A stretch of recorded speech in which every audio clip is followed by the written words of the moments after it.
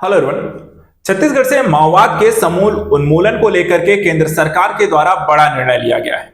देखा जाए तो छत्तीसगढ़ के लिए माओवाद और नक्सलवाद जैसी समस्याएं लगातार कई वर्षों से बनी रही हैं, जिसका खामियाजा वहां के लोगों को भुगतना पड़ रहा है।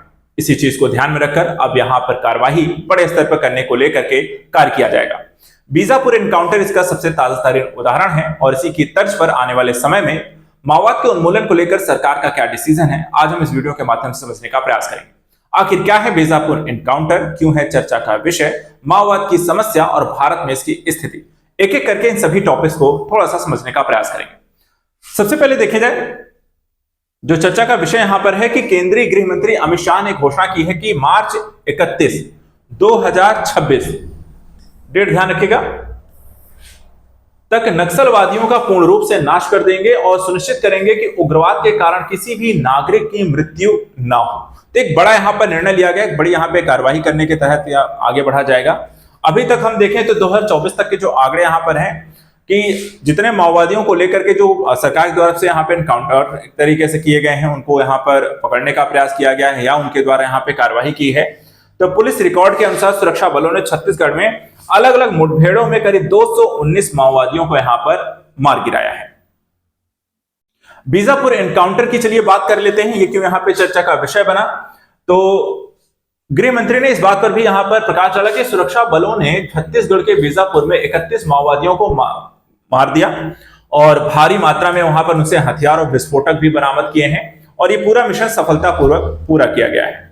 छत्तीसगढ़ के जो मुख्यमंत्री हैं उन्होंने कहा कि देश और राज्य से माओवाद को समाप्त हो जाएगा, उसी के तहत यहां पे कार्यवाही की जाएगी और इस बात पर भी जोर दिया गया है कि माओवादियों के द्वारा जो बिछाए गए इंप्रोवाइज्ड एक्सप्लोसिव डिवाइस यानी आईडी है उसको हटाने को लेकर के बस्तर क्षेत्र में स्कूल, अस्पताल, सड़कें, जलापूर्ति, आंगनबाड़ी और मोबाइल टावर सहित आवश्यक बुनियादी सुविधाएं भी उपलब्ध कराने के भी प्रयास जारी हैं। तो एक तरीके से अगर माओवाद और नक्सलवाद जैसी यहाँ पे समस्याएं समाप्त होती हैं तो इस क्षेत्र में तेजी से विकास के अवसर उपलब्ध होंगे जो स्थानीय लोगों को आगे बढ़ाने में महत्वपूर्ण होंगे।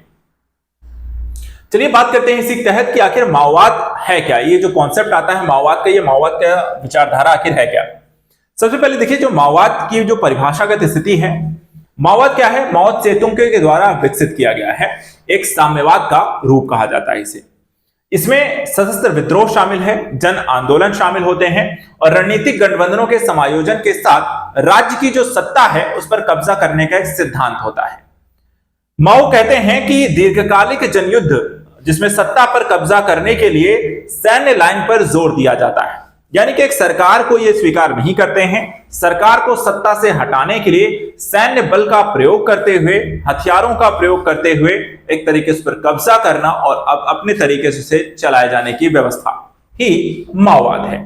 माओवाद की विचारधारा को अगर एक चीज ध्यान रखिएगा, इसका केंद्रीय जो विषय है राज्य सत्ता पर कब्जा करने के साधन के रूप में किसको अपनाना है, हिंसा और सशस्त्र विद्रोह का ही प्रयोग करना है।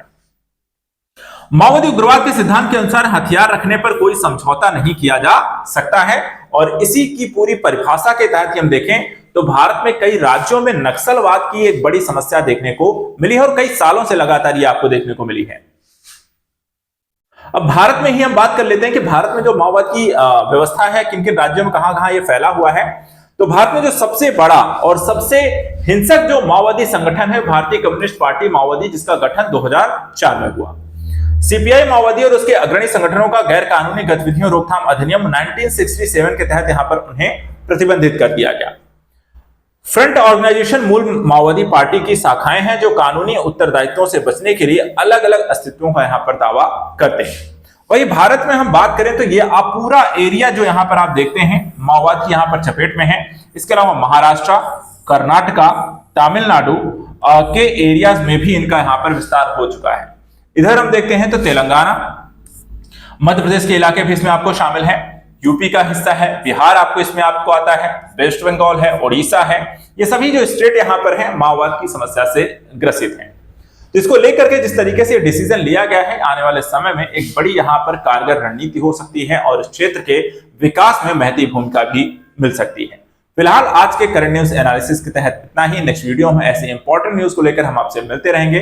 आप लगातार चैनल के साथ जुड़े रहें, अपनी तैयारी को बेहतर बनाएं। Thank you so much and good luck.